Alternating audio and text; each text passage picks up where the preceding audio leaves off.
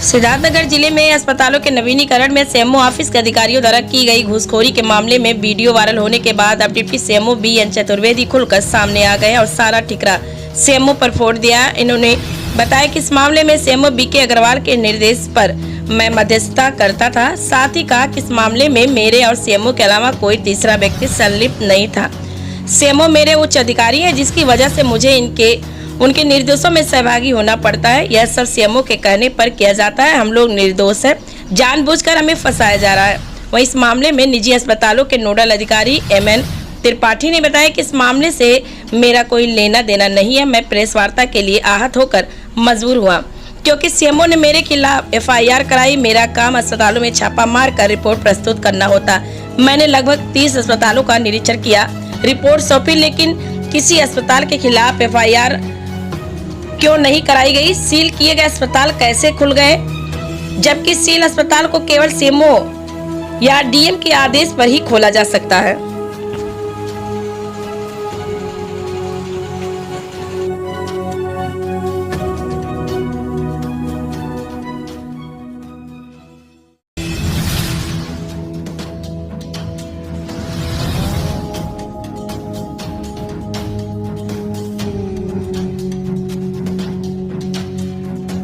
तो viral video का क्या है, सच क्यों हुआ मुकदमा आप लोगों को? जो वायरल वीडियो है उस बारे में मैं आपको बताना चाहूँगा कि उस प्रकरण में जो है हम लोग निर्दोष हैं। जानबूझ के हम लोगों के ऊपर दोष लगाए जा रहे हैं। सारे कांड जो भी हुए हैं मुख्य चिकित्सा अधिकारी महोदय के प्रेशर की वजह से हुए और नाजायज प्रेशर मुख्य चिकित्सा अधिकारी महोदय लगातार बनाते आए हैं, जिस क्रम में घटनाएं घटित हुई हैं। अगर ये बातें मुख्य चिकित्सा अधिकारी महोदय के संज्ञान में अगर न होती तो क्यों इस प्रकार पे जो एफआईआर किया गया, जो कार्यवाहियां की जा रही है, 4-5 महीने किस चीज का वेट किया गया है? और इस प्रकरण में सिर्फ 3 लोगों का इन्वॉल्वमेंट है। एक प्रबंधक है, दूसरा मैं हूं डॉक्टर बीएन चतुर्वेदी, जो बार-बार बीच में नोडल का नाम आता है, मैं मुख्य चिकित्सा अधिकारी भी हूँ, दूसरे हमारे मुख्य चिकित्सा अधिकारी महोदय है। इसके अलावा किसी और तीसरे चौथे व्यक्ति से कोई लेना देना इसमें नहीं है। जानबूझ के उन लोगों को फंसाया जा रहा है और सारी घटनाएं जो भी हुई है ये मुख्य चिकित्सा अधिकारी महोदय के आदेशानुसार और निर्देशानुसार भी उनके अधीनस्थ हम लोग कार्यरत हैं। जैसे जैसे वो आदेश निर्देश देते हैं उसी का हम लोग अनुपालन करते हैं। वायरल वीडियो को मैं संज्ञान में आप लोगों के लाना चाहता हूँ। उसमें बातें आप सुने होंगे कि जो है कि वो 2 किस्तों में पैसे देता है और उस पैसे को जो है मुख्य चिकित्सा अधिकारी महोदय को सब्सिडी कर दिया जाता है और पैसा देने के बाद भी प्रबंधक का काम मुख्य चिकित्सा अधिकारी महोदय द्वारा नहीं किया जाता है और उस पर जो है उनके डॉक्टरों को बार-बार बुला के और ये सब चीजें आरोप उस पर मढ़े जाते हैं। उससे परेशान होकर मुझसे बात करता है। मैंने उसको सांत्वना देता हूँ कि ठीक है, तुम्हारे पैसे अगर मुख्य चिकित्सा अधिकारी महोदय नहीं देते रहे, मैं दे दे रहा हूँ। वो साफ साफ मना करता है, नहीं सर, आपसे मुझे पैसे नहीं चाहिए, मुझे उनसे चाहिए। इन सब चीजों से स्पष्ट प्रतीत होता है पैसा जो भी लिया गया है मुख्य चिकित्सा अधिकारी महोदय द्वारा लिया गया है और मुख्य चिकित्सा अधिकारी महोदय अपने को बचाने के लिए लोगों को बलका बकरा बना रहे हैं। इसी आनंद फानन में उन्होंने एफआईआर दर्ज कराने की कोशिश भी की है। पैसे क्या रोल किसका था इसमें? पैसे का रोल इसमें मुख्य चिकित्सा अधिकारी महोदय का है और पैसा मेरे द्वारा मुख्य चिकित्सा अधिकारी महोदय के पास पहुंचा। और वीडियो के लिए क्या वायरल और पैसे का लेन देन का क्या है पूरा मामला? मेरा नाम डॉक्टर एमएन त्रिपाठी है। मैं पीसीपीएनडीटी नर्सिंग होम का नोडल अफसर हूँ और ये प्रकरण कुछ दिनों से 2-3 दिनों से मीडिया में चल रहा था। मीडिया में अभी तक मैं बयान नहीं देना चाह रहा था क्योंकि मैं अपने विभाग और मुख्य चिकित्सा अधिकारी महोदय के तो कुछ नहीं बोलना चाहता था। लेकिन जब कल पता चला कि मुख्य चिकित्सा अधिकारी महोदय ने एक तरफा एफआईआर दर्ज करा दिया है बगैर मेरे पक्ष की कोई जानकारी लिए, बगैर मुझसे बात किए, तो फिर इससे मैं मानसिक रूप से आहत महसूस किया और ये मुझे लगा कि बिना जांच किए ही चोर साबित किया जा रहा है। या मुख्य चिकित्सा अधिकारी महोदय का शासन प्रशासन सरकार में कोई भरोसा नहीं है, ये अपने अनुसार ही कार्यवाही करेंगे। अपने आप को स्वयं जब ये इस प्रकरण में नामित हैं तो अपने आप ये एफआईआर दर्ज करके स्वयं को निर्दोष साबित कैसे कर सकते हैं? या मुख्य चिकित्सा अधिकारी महोदय जो जांच टीम माननीय जिलाधिकारी महोदय द्वारा गठित की गई है उसकी रिपोर्ट आने का भी इंतजार नहीं कर सकते थे। इसलिए आज पीएमएस एसोसिएशन और माननीय मुख्य चिकित्सा अधिकारी महोदय से अनुमति लेने के उपरांत मैं मीडिया के समक्ष ये बात रखा। पैसे के लेन देन में रोल किसका है सर? मेरा इस प्रकरण से कोई लेना देना नहीं है। इस प्रकरण के बारे में डॉक्टर बीएन चतुर्वेदी मुख्य चिकित्सा अधिकारी महोदय और प्रबंधक महोदय ही जानते हैं। इस प्रकरण से मेरा कोई मतलब नहीं। सर, साफ तौर पे आप लोगों पर आरोप लगाए गए हैं कि उनके द्वारा पैसे लिए का लेन देन किया गया, इस पर क्या कहेंगे?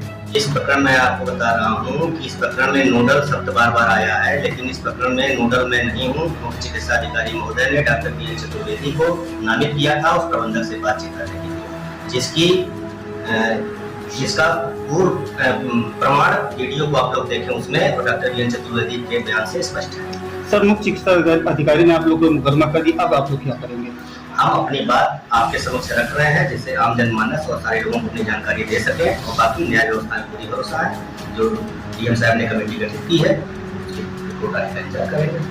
अभी करीब मेरे द्वारा जो कार्रवाइयाँ की गई हैं, करीब 28 से 30 अस्पतालों पर कार्रवाइयाँ की गई हैं मेरे द्वारा, जिसमें से कुछ ऐसे अस्पताल हैं जिनके निरीक्षण के दौरान कमियां पाई गई थी। उसकी आख्या मैंने सीएमओ साहब को दी थी।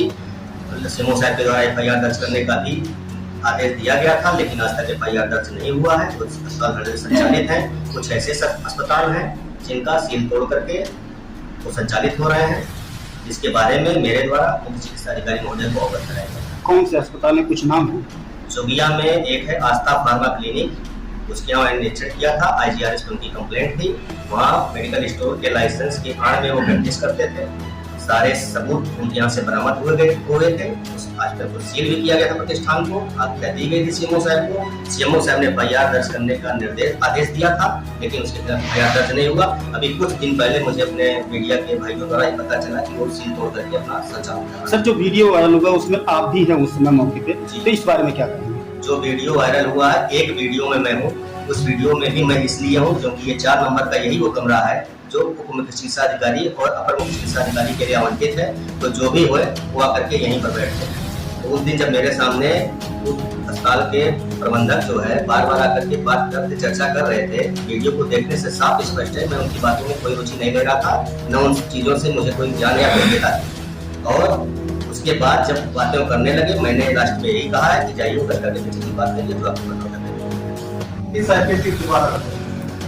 मैं पूरी चीजें आप लोग के सामने रखना चाहता हूँ। सर्वप्रथम तो 12 या 13 फरवरी को मुझे इस पद का चार्ज दिया गया, लेकिन मैं ये चार्ज लेना नहीं चाहता था, जिसके लिए मैं मुख्य चिकित्सा अधिकारी महोदय के समक्ष हाथ जोड़कर विनती किया था कि ये चार्ज आप मुझे मत दीजिए। क्यों? क्योंकि मुझसे ज्यादा सीनियर डिप्टी सीएमओ और अपर मुख्य चिकित्सा अधिकारी यहाँ पे मौजूद हैं। आप पहले उनको चार्ज कीजिए। तो फिर जबरदस्ती मुझे ये चार्ज क्यों दिया गया? दूसरी चीज, मेरे साथ हर जांच में डॉक्टर पी.एन. चतुर्वेदी को क्यों भेजा जाता था? इसके आदेश से डॉक्टर पी.एन. चतुर्वेदी मेरे साथ जाते थे। अब तक कितने अस्पतालों को सील किया जो संचालित हैं? दूसरी चीज मैं ये कहना चाहता हूँ कि अभी तक जितने भी अस्पतालों पर कार्रवाई की है, इस संबंध में मैं आपको बताना चाहता हूँ कि जिलाधिकारी महोदय ने ब्लॉक स्तरीय एक टीम गठित की थी कि ब्लॉक स्तर के अधीक्षक प्रभारी और उनके अस्पताल के एक मेडिकल अफसर वहाँ के उप जिलाधिकारी महोदय को साथ लेकर के झोला छाप लोगों के विरुद्ध कार्रवाई करेंगे। इसके बारे में सीएमओ साहब ने अपने बाइट पे कहा है कि उनके द्वारा ऐसे अस्पतालों के खिलाफ कार्रवाई की गई। तो मैं ये कहना चाहता हूँ कि जो भी कार्रवाइयाँ की गई हैं वो मेरे द्वारा ही की गई हैं। पूरे ब्लॉक में और पूरे तहसील में अन्य किसी जगह से कोई कार्रवाई की रिपोर्ट क्यों नहीं है या सीएमओ साहब क्यों नहीं करवा पाए? जो कार्रवाइयाँ हुई मेरे द्वारा हुई हैं और मैंने जो कार्रवाइयाँ की है वो वहाँ के संबंधित एसडीएम महोदय और अधीक्षक महोदय को साथ ले जाकर के, जिससे ये भी आरोप मेरे ऊपर नहीं लग सकता कि मैं सील इसलिए कर रहा हूँ कि आगे हम उससे पैसे वसूली करेंगे। क्योंकि आप लोग की जानकारी के लिए मैं बताना चाहता हूँ, कोई भी अस्पताल सील किया जाता है वो मजिस्ट्रेट की मौजूदगी में सील किया जाता है। उस सील को खोलने का अधिकार केवल और केवल सीएमओ साहब